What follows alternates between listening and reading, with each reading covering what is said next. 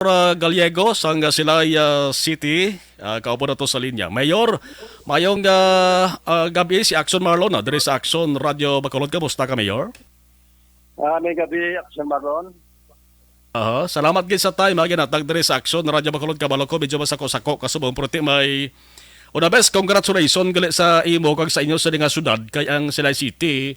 Isa sang anom ka mga syudad diri sa Negros Occidental nga nakapasar o kon nakakuha sang award sa 2022 nga Seal of Good Local Governance. Pero antes ko kantuan ina Mayor nga balita, unahon ko lang ang ginpatigayon nga ceremonial signing sang deed of donation sa patindugon nga Silay City College kag sa donor nga Claudio Lopez Incorporated kay na Mayor ginpatigayon ni Mayor kay na sa kaga. Action Marlon, okay na sa aga, yung assignin kami dito po sa tagiya sang donor sang duta sa pagkatukuran namon nga City Hall kag sa City College.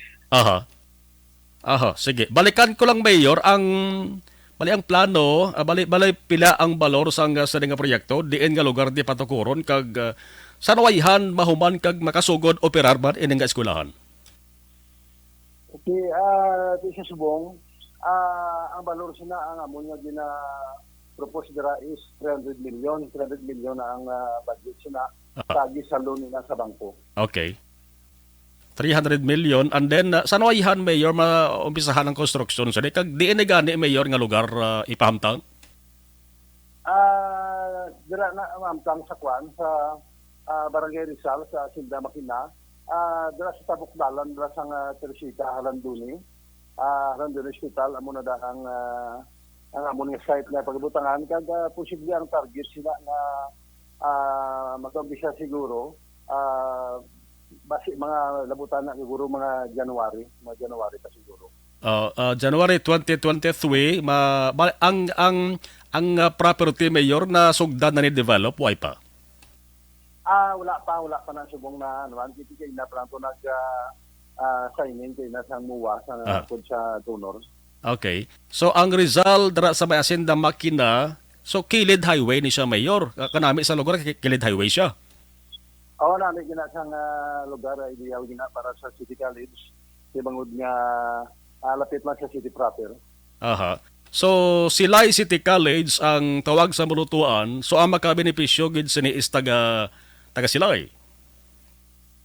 Tiyan mo na nga mo nga target nga ang sila nun makabenepisyo gid na kay bangod nga nakita ko kabudlay gid sa mga estudyante namon nga nagapangayo pa sa mga ibang dira nga lugar, ibang sa mga malayo pa. Mo na nga gyud sa sarana namon nga tingwa gid nga makapatindog kami sina. Ano pagid Mayor ang iban nga pribilehiyo man nga pwede makuha sa mga estudyante nga sa Lainon once nga mag-eskwela dira sila? Siyempre, may mga ara man kami dira nga mga scholarship program nga ginaano sa ila. Ginapabil sa mga estudyante and then sa mga naman nag-eskwela sa Talisay kag Bacolod amo na nga mo naman siya ka ma-provide sila mo nang mapalibre sila sa school bus kilong unaga kag hapon isugato naman na sila balik.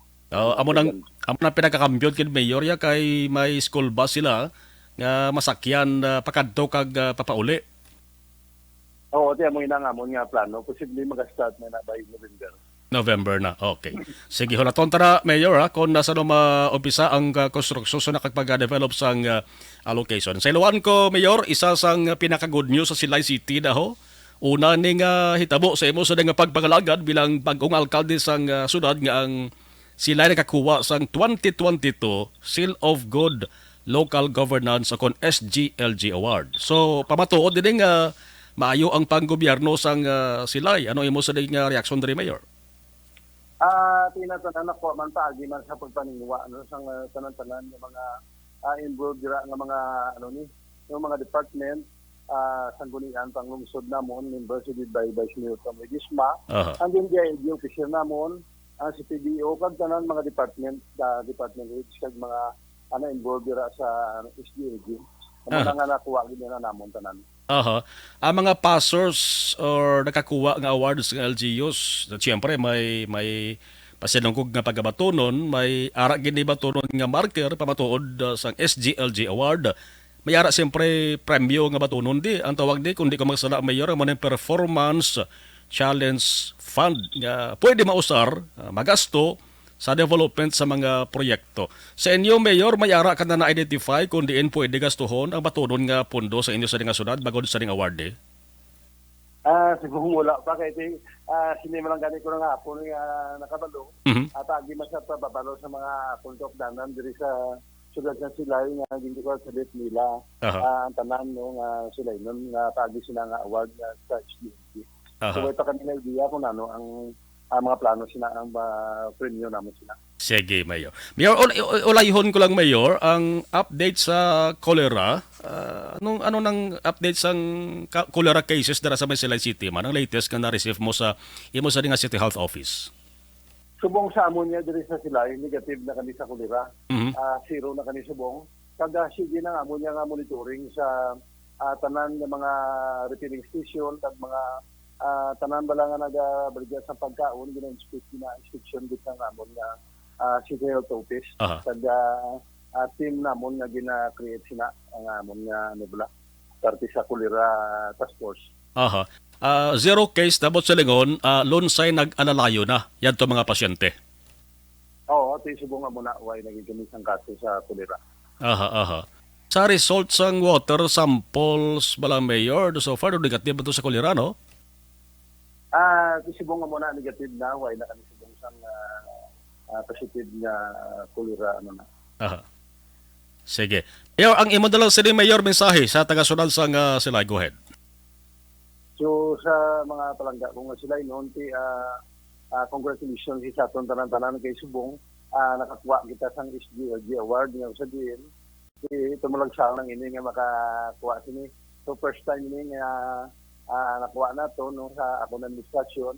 3 pa lang kabulan. So tanan-tanan no ginapasalamatan tagid ang nagbululig sina tanan tapigayon nga nakuha ina no. Dala na ang sanggunian pang isod nga idid sang Vice Mayor namon Tom Bidisma, the duty sir, Ma'am Joy Balia kag nga amon nga si PDO kini Architect Duson kag tanan nga department heads kag mga ang ara dira nga nagabulig yung patigayon. Madamo gyud nga salamat sa atong tanan kag mga muyo lang kita nga ini tanan magapadayon gid nga mga grasya sa aton. Sige, Silay City Mayor Judith Gallego, once again, congratulations kag salamat gid sir kag mayong gabi.